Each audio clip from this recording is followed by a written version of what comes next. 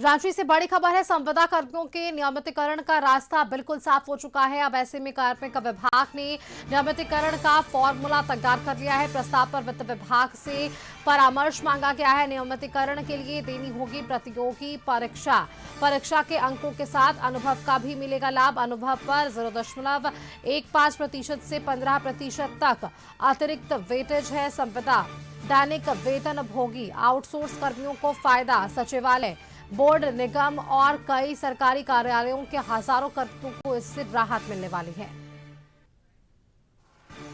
और इस खबर पर अधिक जानकारी के साथ संवाददाता राहुल हमारे साथ जुड़ रहे हैं। राहुल, देखिए, संविदा कर्मियों के नियमितीकरण का बिल्कुल रास्ता साफ हुआ है। कार्मिक विभाग ने नियमितीकरण के लिए जो फॉर्मूला तैयार किया, इसमें कौन कौन से लोग शामिल हो सकते हैं और किस तरह से इसका फायदा मिल सकता है?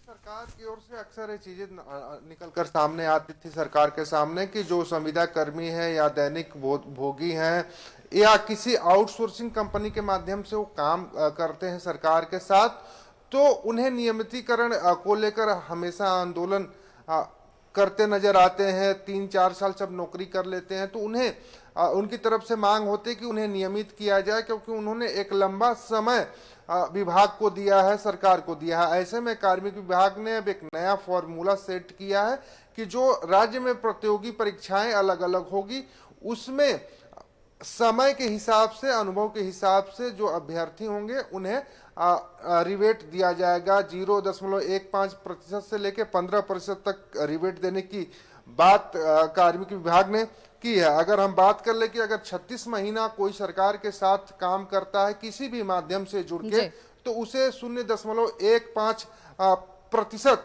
रिबेट मिलेगा।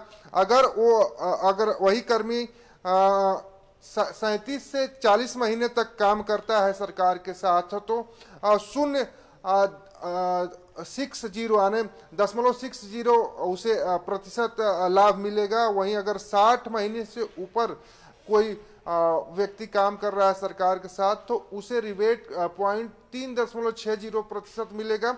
अगर 120 महीने से 136 महीने तक सरकार के साथ वो काम करता है तो 15% रिबेट उस व्यक्ति को मिलेगा। तो आप देखिए कि अगर 36 महीने तक भी कोई काम कर लेता है, यानी 3 साल तक भी कोई व्यक्ति सरकार के साथ आउटसोर्सिंग या संविदा पर है या दैनिक वेतन भोगी के रूप में वो काम कर रहा है किसी कार्यालय में, तो उसे 0.15% का लाभ मिलेगा। लेकिन 137 महीने से अधिक अगर वो काम करता है तो उसे 15% तक लाभ मिलेगा, जो सरकार की ओर से अलग अलग प्रतियोगी परीक्षाएं आयोजित की जाएंगी उसमें।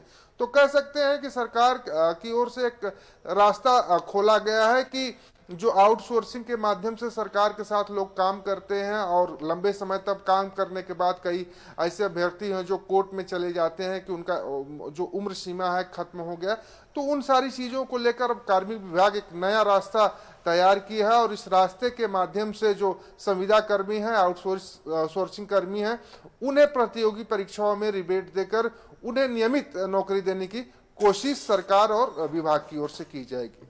बिल्कुल राहुल, बहुत शुक्रिया राहुल आपका हमारे साथ जुड़ने के लिए। आपने वो तमाम डिटेल्स, जानकारियां साझा की कि किस तरह से संविदाओं के लिए और जिस तरह से आउटसोर्सिंग कंपनियों के लिए अगर काम किया जा रहा है सरकार के लिए, तो उन्हें फायदा कितना होने वाला है। फिलहाल के लिए इतना ही। खबरों के लिए आगे आप देखते रहिए कशिश न्यूज। नमस्कार।